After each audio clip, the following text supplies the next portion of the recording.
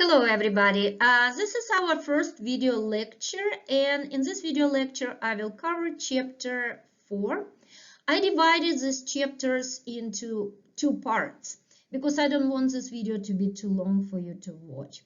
And this is the first part, and we will have chapter 4 part 2 video lecture. Okay, so let's go ahead and begin. So what is tissue? Tissue is a group of cells similar in structure and function.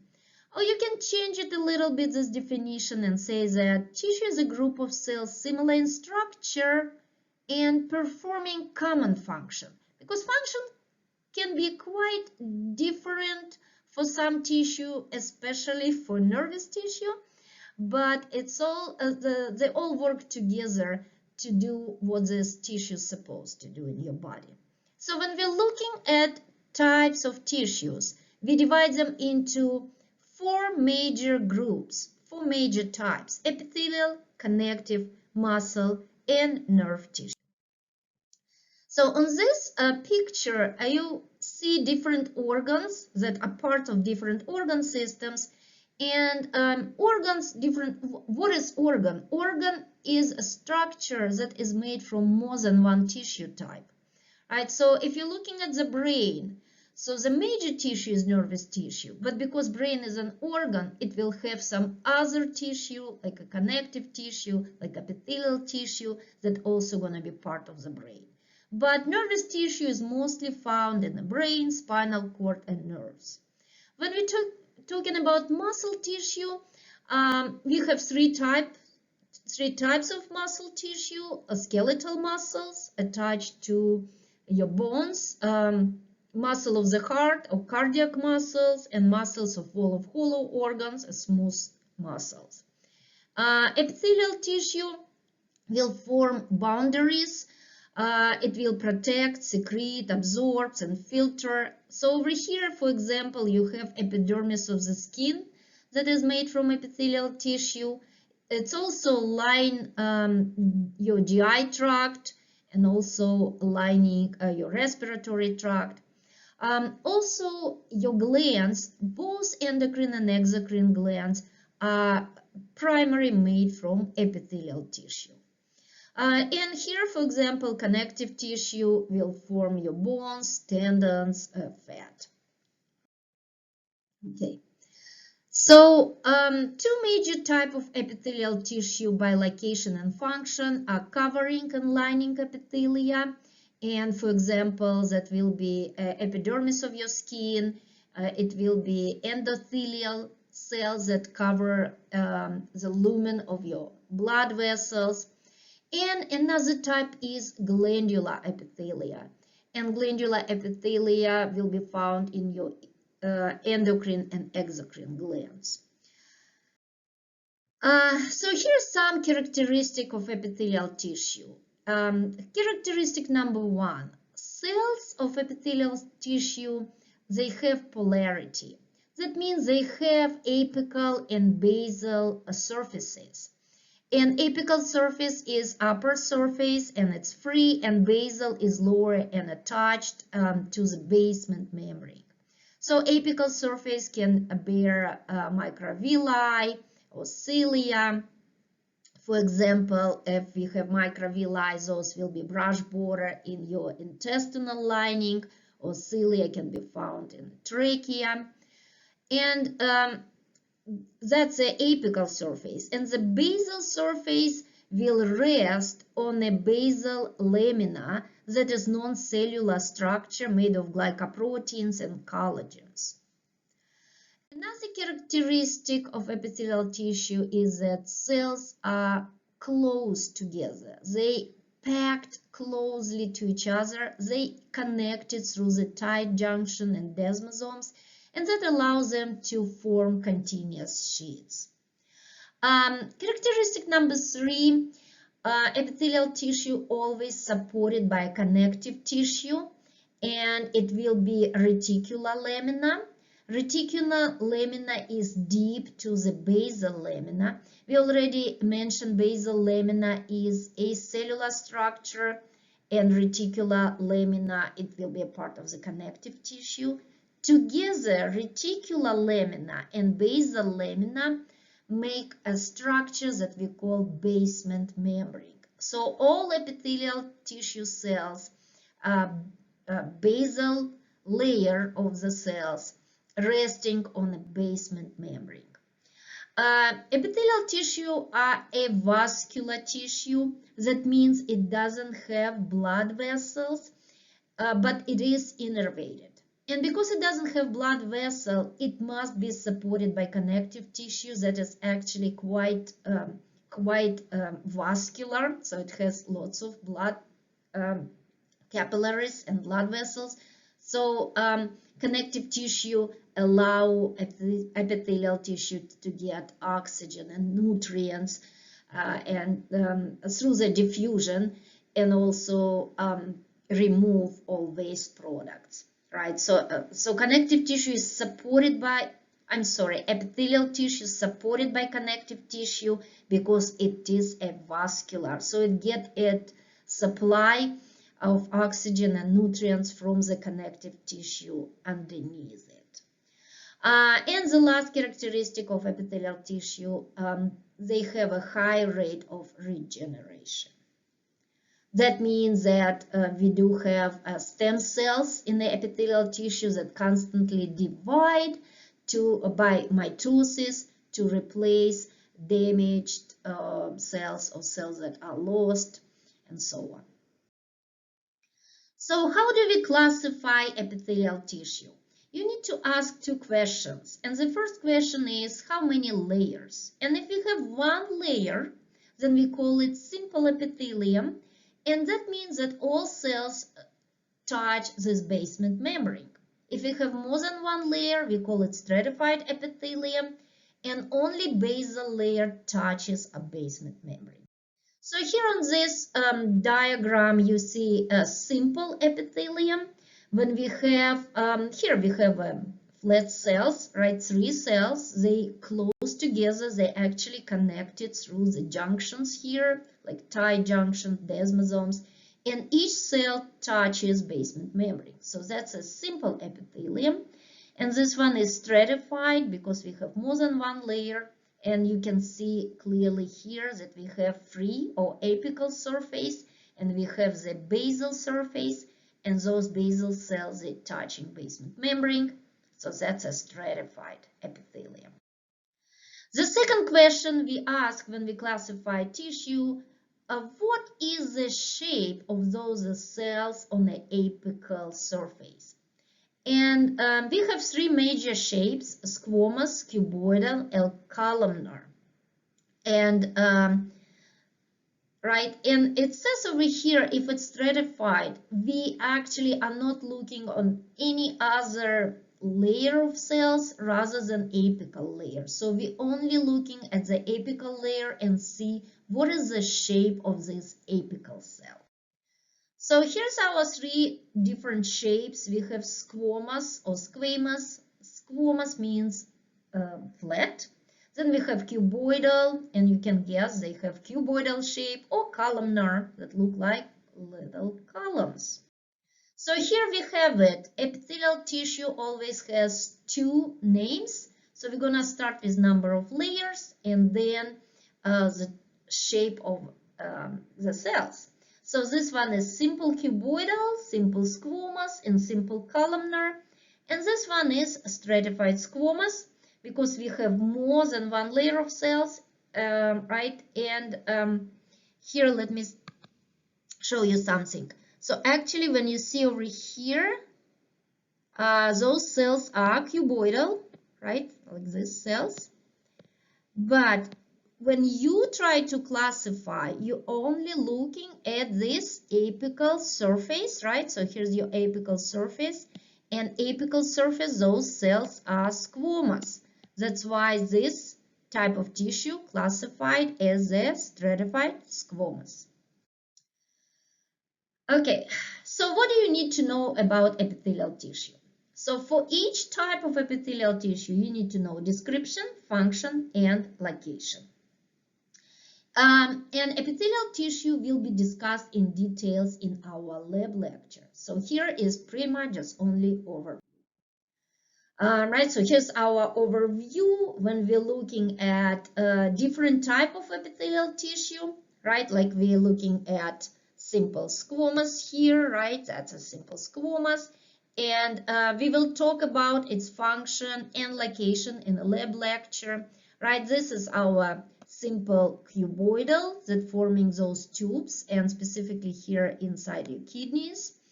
We have simple columnar, right? And here's our stratified squamous, pseudostratified, ciliated columnar epithelial, this one that cover your respiratory tract.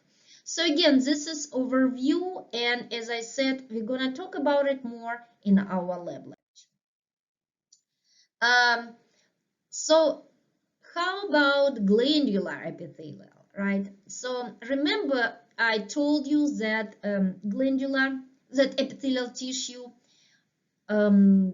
is divided in two major groups, lining epithelia and glandular epithelial. So glandular epithelia form your both endocrine and exocrine glands. And so here you have it. So what is a glandular epithelial and what is a gland? So gland is one or more cells that makes and secrete a fluid. So glands classified by site of product release as endocrine and exocrine. So an exocrine gland, so here exocrine glands, they secrete their product through the duct. So here will be some gland, right? And this will be a duct. So the product will be secreted through the duct, and then we call it exocrine gland. Endocrine gland gonna secrete, so here we have a gland, and it will secrete product inside either blood vessels or lymphatic vessels. So this is how we classify glands being endocrine or exocrine. Depends if they secrete their product through the duct or they secrete it inside the blood vessels.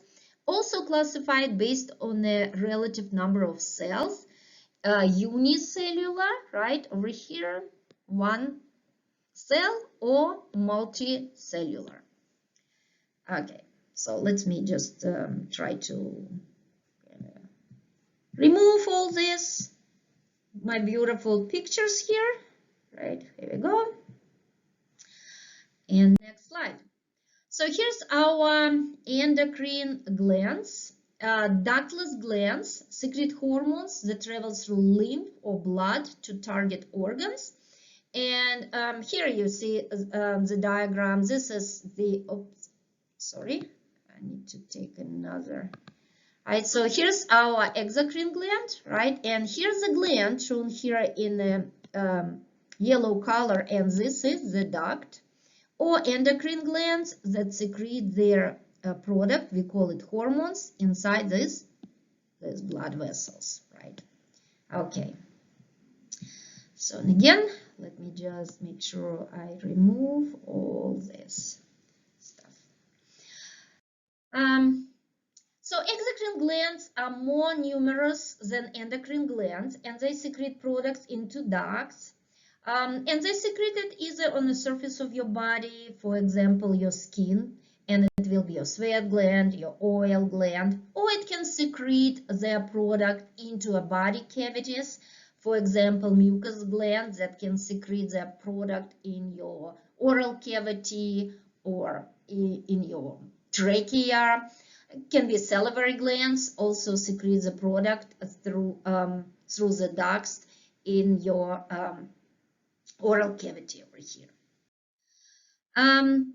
When we said that glands can be unicellular and multicellular, actually the only important unicellular gland is the goblet cell.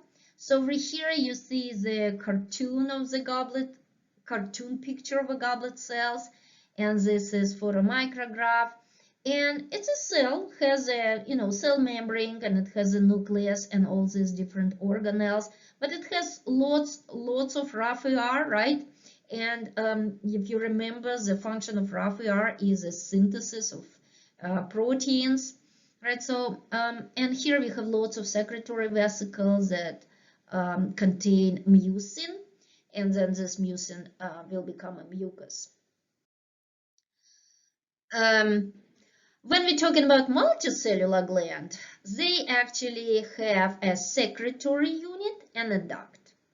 And they can be classified according to the duct type and the structure of this secretory unit. When we're talking about duct type, it can be simple or compound.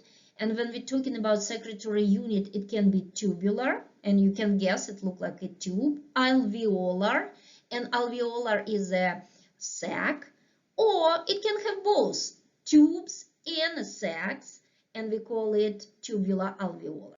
So over here in this diagram, okay, let's go ahead and see what we have.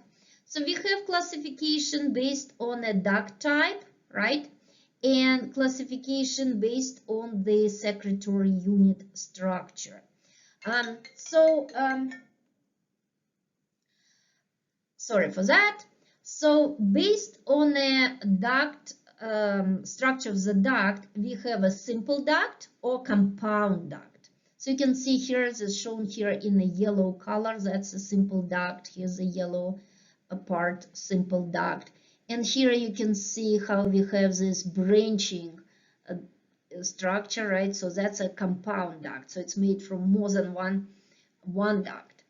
Right, so this will be simple and this will be compound. And when we're looking at the structure of the secretory unit, this is our alveolar.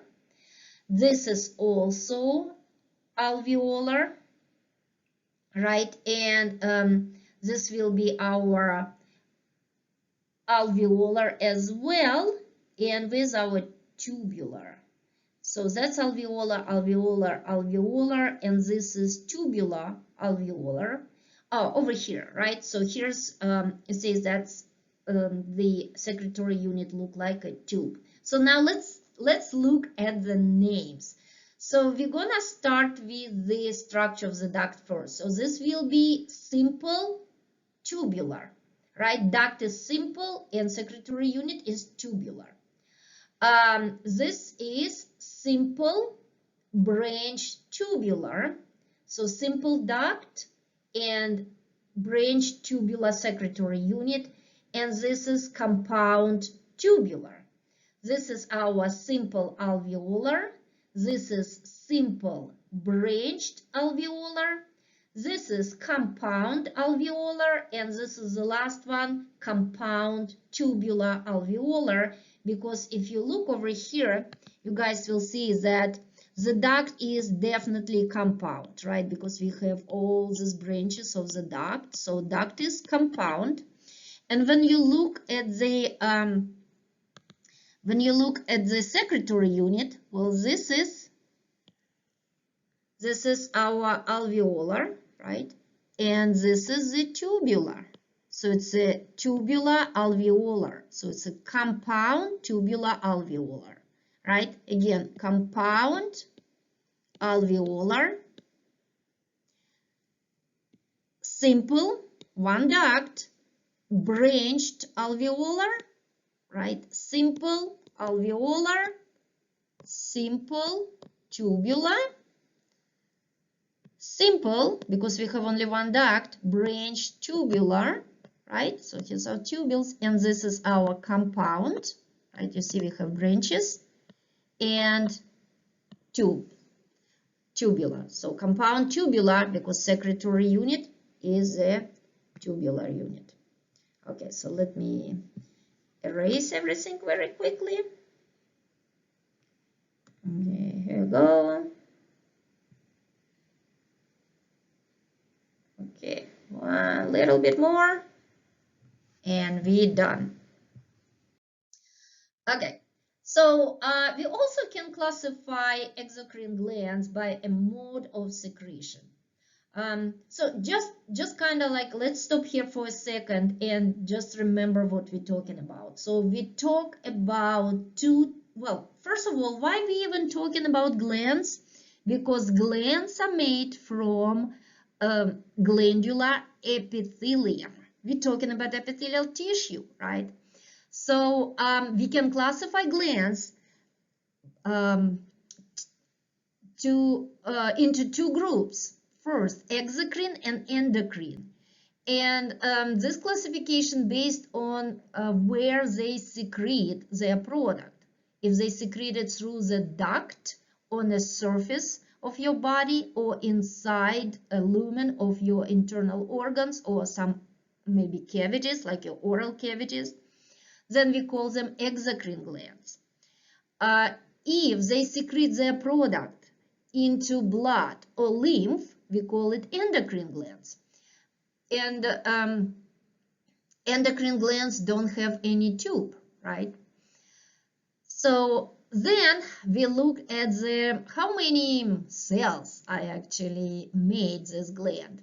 They can be unicellular or multicellular, right? And the only important unicellular is goblet cell. And then we look at multicellular exocrine glands, and we said like, well, exocrine glands, they have tube and they have secretory unit. So we can classify them based on the shape of this tube and the shape of the secretory unit. Exocrine glands also can be classified based on the mode of the secretion. So it can be a merocrine, holocrine, or apocrine glands. So let's look here. This is our diagram, and we can see that those are merocrine secretion. This is apocrine and this is a holocrine. So what is the difference? So merocrine secretion, glands make their product, right, using their Raphael Golgi apparatus, and then secrete it through exocytosis in a secretory vesicle. So the only stuff that we secrete are actually this product, secretion of the product through exocytosis. If you look at the apocrine secretion, we can see that product is secreted with a portion of the cytoplasm of the cell, right? But now when you look at the holocrine secretion, actually the whole cell is destroyed, and the whole, so this cell will not function anymore. We will need to replace this cell with a new cell, but this cell is burst and it's damaged and it's dead, right? And the product is secreted with the rest of the cell structure, cellular structure here. So what would be example of merocrine secretion? Example of merocrine secretion will be your salivary glands. We will have some merocrine sweat glands. Example of apocrine secretion will be some apocrine sweat glands that are found only in the axillary region and in the pelvic region. Also, another example of apocrine secretion would be mammary glands. And holocrine secretion, the example will be oil glands, and those glands are pretty much all destroyed during the secretion of the product. Okay, I think this was our last slide. It took me about 25 minutes to record this lecture, and I will try to make this lecture a little bit shorter next time. But I hope you guys understand, and please let me know, email me with any questions that you might have. And don't forget to watch Chapter 4, Part 2 video lecture. Bye for now.